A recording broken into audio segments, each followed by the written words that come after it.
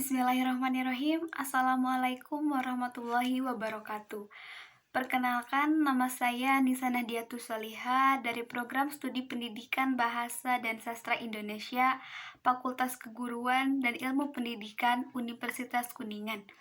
Saya di sini akan membacakan sebuah cerpen yang berjudul Si Minem Beranak Bayi, karya Ahmad Tohari. Selamat mendengarkan. Kasdu terus berjalan. Lepas dari perkampungan, dia menapaki jalan sempit yang membelah perbukitan.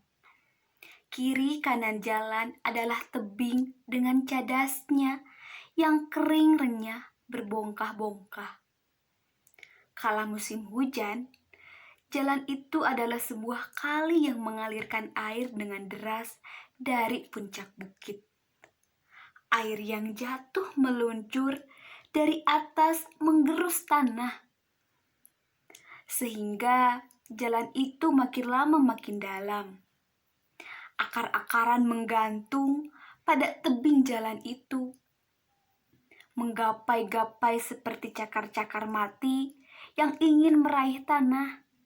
Tetapi tanah makin menjauh, makin terkikis dan longsor-longsor. Pepohonan yang telah kehilangan pegangannya di dalam tanah menjadi condong atau tumbang sama sekali. Langkah Kasdu yang cepat diiringi suara krepyak-krepyak. Bunyi dedaunan kering yang remuk terinjak.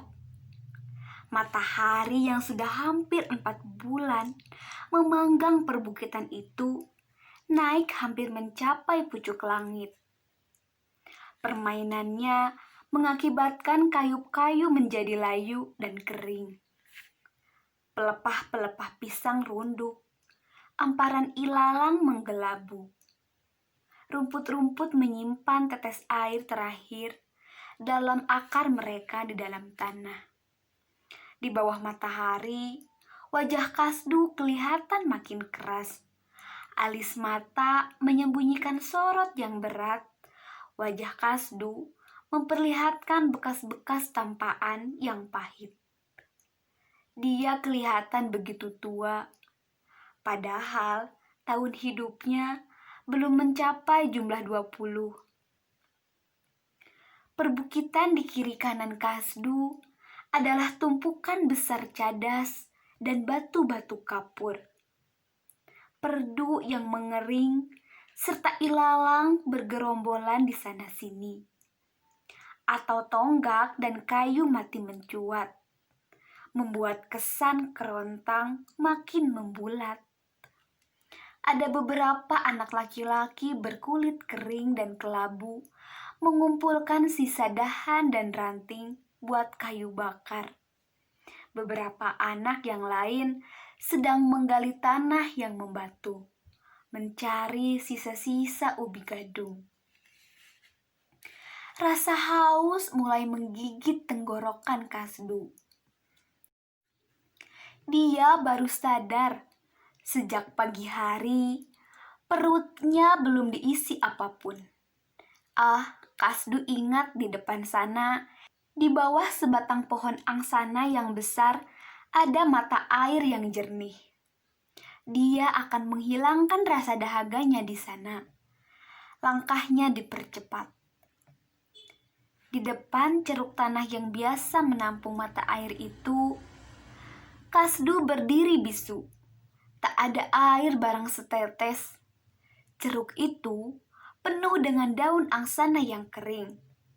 Pohon itu sendiri meranggas hampir gundul. Kasdu tak bisa berbuat lain kecuali menelan liur sendiri yang telah pekat dan meneruskan perjalanan yang masih jauh. Menyertai langkah-langkahnya yang mulai melambat, Kasdu teringat akan Minem, istrinya, dan teringat akan kesalahan sendiri yang menyebabkan Minem kini terbaring di atas balai-balai. Seorang bayi sebesar lengan tergolek tak berdaya di sampingnya. Bayi itu kecil, kecil sekali. Kasdu merasa sukar percaya bahwa sesuatu yang bergerak lemah dan bersuara nyaris mirip anak kucing itu adalah seorang bayi yang bisa menjadi manusia.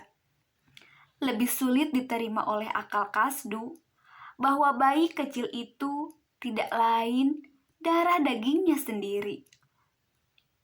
Mestinya Minem tidak perlu melahirkan bayinya hari itu. Bukan karena Minem baru 14 tahun, tetapi karena usia kandungannya belum genap 7 bulan. Demikian pikiran Kasdu yang mengusik selama perjalanannya. Mestinya Minem beranak kelak 2 bulan yang akan datang. Apabila kemarin aku tidak malas mengambil air ke seberang desa. Sesal Kasdu tak habis-habisnya. Tetapi bayi sebesar lengan itu terpaksa terhempas dari rahim Minem. Ketika Minem terjatuh selagi membawa tembikar penuh air. Kakinya tergelincir di sebuah tanjakan dan Minem terguling-guling ke bawah. Tembikar yang dibawanya pecah. Airnya menyiram tanah yang sudah lama kerontang. Minem yang kelengger dipapah orang pula ke rumah. Air ketuban sudah membasahi kainnya. Dukun bayi yang diundang kemudian mengatakan bayi Minem sudah turun. Benar, beberapa jam kemudian Minem mengeluarkan anaknya yang pertama, seorang bayi kecil yang bersuara mirip kucing. Kasdu melihat sendiri ketika Minem telentang dengan kedua lututnya yang terlipat. Mukanya merah padam dan napasnya tersengal. Orang-orang perempuan yang berpengalaman memberi petunjuk kepada Minem bagaimana mengambil sikap hendak melahirkan. Dari mulut perempuan terdengang-dengung puji-puji keselamatan. Masih terkesan amat dalam di hati Kasdu bagaimana Minem menyeringai menahan sakit. Bagaimana dia menutup saluran napasnya, kemudian mengerutkan urat-urat perut agar jabang bayi terdorong keluar. Sesudah bayi kecil itu keluar, Minem diam tak bergerak. Wajahnya yang begitu pasih basah oleh keringat. Minem terus diam. Hanya denyut nadinya yang lemah menandakan dia tidak mati. Namun entahlah, karena Minem dan bayinya yang begitu kecil kelihatan sangat lemah. Dan Kasdu sungguh tidak mampu menolak datangnya kekhawatiran yang mempertanyakan keselamatan Minem maupun anaknya. Kini Kasdu dalam perjalanan ke rumah mertuanya, hendak melaporkan perihal Minem. Bagaimana tanggapan mertuanya nanti adalah tanda tanya besar yang sedang menggalau hati Kasdu. Senang karena mendapat cucu, atau marah besar karena Minem melahirkan terlalu dini akibat kemalasan suami mengambil air ke seberang desa. Apabila hal terakhir ini yang akan terjadi, Kasdu akan menjadi debu. Sudah terbayang oleh Kasdu urat-urat rahang mertuanya yang meregang, yang kelihatannya mampu meremuk batu gunung di antara jepitan gerahamnya. Atau jemarinya yang kokoh yang mungkin akan segera melayang ke arah jidatnya. Tidak tahu, sungguh Kasdu tidak tahu mana yang bakal terjadi. Seperti dia juga tidak tahu mengapa perkawinannya dengan Minem mesti menghasilkan seorang bayi yang sungguh kecil itu. Seperti dia juga tidak tahu apakah Minem dan si kecil itu kini masih hidup. Minem ketika ditinggalkannya kelihatan sangat memelas. berbeda jauh dengan penampilannya di hari-hari biasa yang begitu segar dan hidup. Anaknya hanya bergerak-gerak lemah seperti ulat yang kena sengat tabuan. Makin dekat ke rumah mertuanya, langkah-langkah Kasdu makin lambat. Bukan hanya karena lelah, tetapi terutama karena rasa bimbang yang mulai merayapi hati Kasdu. Sekali Kasdu berhenti berjalan, berdiri termangu-mangu. Dia tergoda untuk berbalik karena tiba-tiba dia merasa enggan berhadapan dengan mertua yang mungkin akan memarahinya. Tetapi keraguan itu hanya sesaat mengendap dalam hati Kasdu. Kakinya kembali terayun meneruskan perjalanannya. Perjalanan di bawah matahari itu berakhir ketika Kasdu memasuki pekarangan rumah mertuanya. Berhenti sejenak buat menyeka peluh di dahi dengan punggung tangan. Kemudian Kasdu menarik pintu depan. Deritnya terdengar bersama salam. Kula nuwun.